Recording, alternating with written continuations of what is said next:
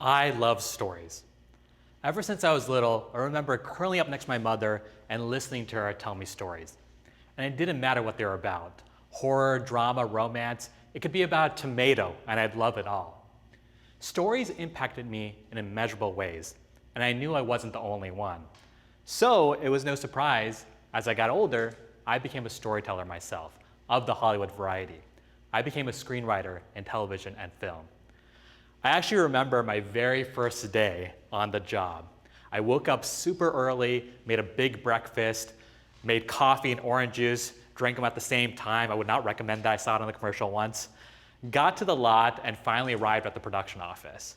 On the side of the building was this amazing marquee of the name of the show. And then someone approached me. Samir, let me take you to your office. I followed them down a long hallway until I got to a door, and I saw my name on a small marquee. It was a dream come true. I had finally made it.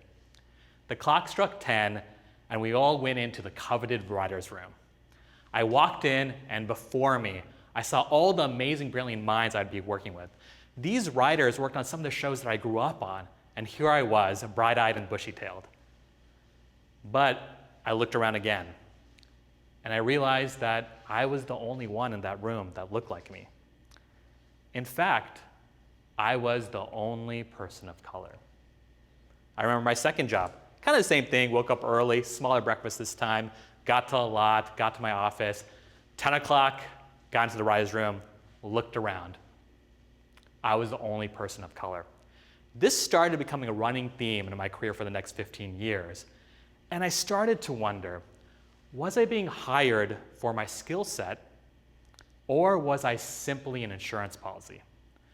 Was I being hired because I was uplifting the narrative, or was I simply a spokesperson for my community?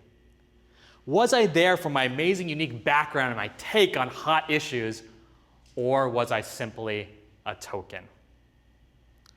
Hollywood has a diversity problem. And this is nothing new. We've heard it all before. In fact, Hollywood has made amazing inroads to try to affect change. We've seen this with major studios and networks creating diversity campaigns. We've seen it with talent of color finally getting the respect that they deserve. We've seen it with shows who never see the light of day finally getting production orders. And things are truly uplifting, something to be proud of. But as things are getting better in front of the camera, when it comes to behind the camera, it tends to be an entirely different story. Color of Change, a civil rights organization, did a study analyzing over 200 shows. The results were abysmal. Out of those 200 shows, only 13% of writers were folks of color. When it came to film, it was even worse. It dropped down to 10%. Now, I'm not a mathematician, but let's run some numbers. So on average, and this is generally speaking, a writer's room has about 10 people, give or take.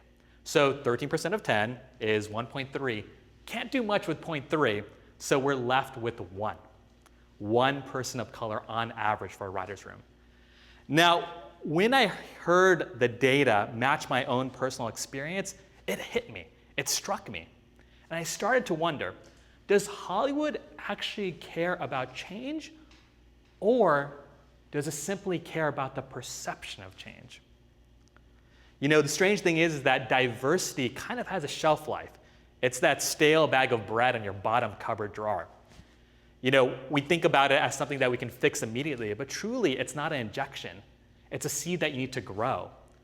I talk about this a lot, but I think that when we see diversity, we look at it as a for-cause paradigm, meaning that you're going to do it and it's fantastic and you're doing the right thing altruistically, but at the same time, where is the sustainability? Where is the longevity of truly, truly believing that this is something that can go on and it's something that is not reactionary? So of course, this didn't sit well with me, and I had to go to my colleagues to ask the hard questions. How do we fix this problem? And I heard everything from, well, Samir, you have to get in line. You have to wait in line just like everyone else. And I turned to them and said, I've been waiting for 15 years. Look at the grays in my beard. I can't wait much longer. I heard things from, well, you know what? Your people, there's not much a market for them. My people, There was 1 billion of us. I'd call that a pretty big market. And sometimes I just wouldn't hear anything at all. I knew at that moment I had to think differently. As good as it was to have a seat at the table, it simply was not enough. Representation could only matter so much. I had to change the game. I had to break that table. I had to break the room.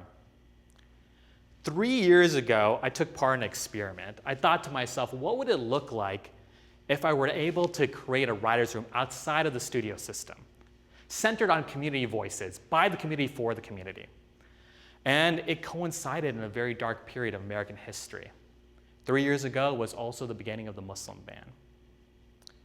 As a Muslim American myself, knowing that families were being separated, knowing that people who had called America their whole entire life could not come back, it was like a punch to the gut. And I knew as a storyteller, I had to say something, and the only way I knew how. So I partnered up with 2 organizations, Pop Culture Collab and Muslim Arc, to incubate the very first Break the Room, a writer's room process where it would be centered on merging voices in tandem with community organizers and thought leaders. Now, because I was doing everything against the grain, I knew I had to find my writers in a different way as well. Couldn't go to Hollywood, so we found the next best thing. We went to Twitter.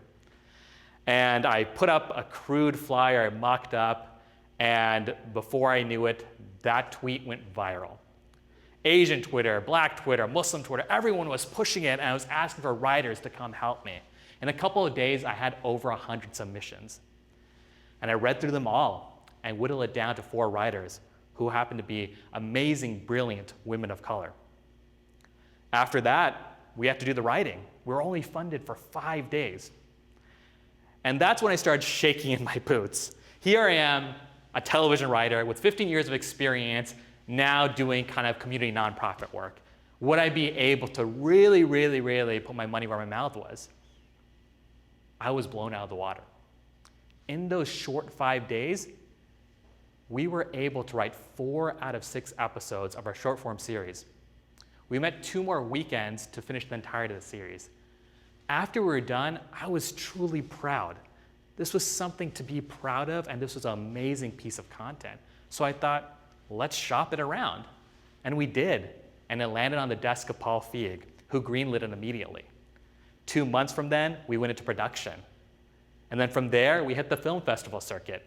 We premiered our trailer at Sundance. We got into South by Southwest in competition, and just recently we won Urban Film Festival.